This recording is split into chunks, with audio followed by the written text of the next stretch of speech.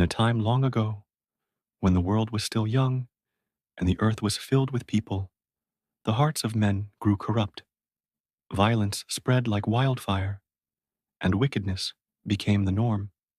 Humanity, once created in the image of God, had strayed far from his ways. The earth, once declared good, now groaned under the weight of sin. And God, who had formed mankind with love and purpose, looked upon his creation with grief. He saw that every inclination of the human heart was only evil all the time. It broke his heart. But even in judgment, God remembered mercy. Amidst the chaos and corruption, there was one man who walked faithfully with God, Noah. He was a righteous man, blameless among the people of his time. While the world turned away from God, Noah remained devoted. His life was a quiet testimony of obedience and reverence. Because of this, God chose Noah for a divine mission that would change the course of history. God said to Noah, "I am going to put an end to all people, for the earth is filled with violence because of them. I am surely going to destroy both them and the earth. So make yourself an ark of cypress wood. Make rooms in it and coat it with pitch inside and out." God gave Noah detailed instructions: a massive boat, 3 stories high, 450 feet long, 75 feet wide, and 45 feet tall. This ark would be the vessel of salvation for Noah, his family, and the animals that God would send to him. It would be a place of refuge in the midst of divine judgment. Imagine the scene. Noah, a man of faith, begins building an enormous ark in the middle of dry land. Neighbors laughed. Strangers mocked. For decades, Noah worked in obedience, proclaiming a message of coming judgment and the hope of salvation. But the people refused to listen. Their hearts were hardened, their ears closed. And then the time came. God told Noah to enter the ark with his wife, his 3 sons, Shem, Ham, and Japheth, and their wives. He also commanded Noah to bring 2 of every kind of animal, male and female, and 7 pairs of clean animals to preserve life upon the earth. Once they were inside, the door of the ark was shut, not by Noah, but by the hand of God himself. Then the rain began to fall. For 40 days and 40 nights, the heavens opened and the fountains of the deep burst forth. Torrents of rain flooded the earth. Mountains disappeared beneath rising waters. Cities vanished. All life that had the breath of life in its nostrils perished. The waters covered the earth for 150 days. It was the great reset, the washing away of corruption and the start of something new. But in the ark, there was peace. Noah and his family, surrounded by the sounds of animals and the creaking of wood, waited patiently. They trusted that the God who had instructed them to build the ark would also guide them to safety. After months of floating on the waters, God remembered Noah. The waters began to recede. A wind blew over the earth, and the rain stopped.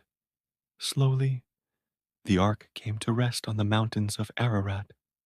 Noah sent out a raven, then a dove. When the dove returned with an olive leaf, Noah knew that dry land was near. Eventually, God instructed Noah to come out of the ark. He and his family stepped onto a new earth, a cleansed world filled with hope and possibility. The first thing Noah did was build an altar to the Lord. He offered sacrifices, and God was pleased. He made a covenant with Noah, saying, "Never again will I curse the ground because of humans." Even though every inclination of the human heart is evil from childhood, never again will I destroy all living creatures. as I have done. As a sign of his promise, God set a rainbow in the sky. It was a symbol of hope, a divine reminder that mercy triumphs over judgment. Whenever the rainbow appears in the clouds, it speaks of God's faithfulness.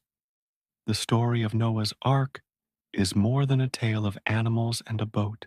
It's a powerful message about obedience, faith, and God's desire to redeem. Noah was not saved because he was perfect, but because he walked with God.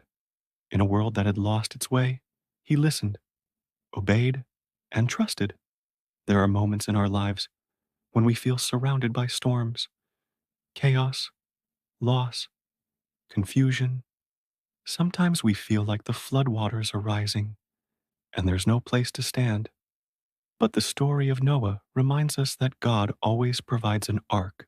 It may not look the way we expect, and others may not understand, but when we walk with God, we find safety in His presence. Noah's faith was not passive. He acted, he built, he prepared, even when there was no sign of rain. That's what faith looks like. Trusting God as word enough to move, even when the skies are clear. It's about building something in obedience, knowing that God sees what we cannot. Maybe you're in a season of building. Maybe God has asked you to do something that others don't understand. You feel alone, ridiculed, uncertain. Let Noah's story encourage you. Keep building, keep trusting, because one day the rain will come and what you've built in faith will carry you through. Or perhaps you feel like you're in the storm right now. You're in the ark, floating through unknown waters, wondering when it will end.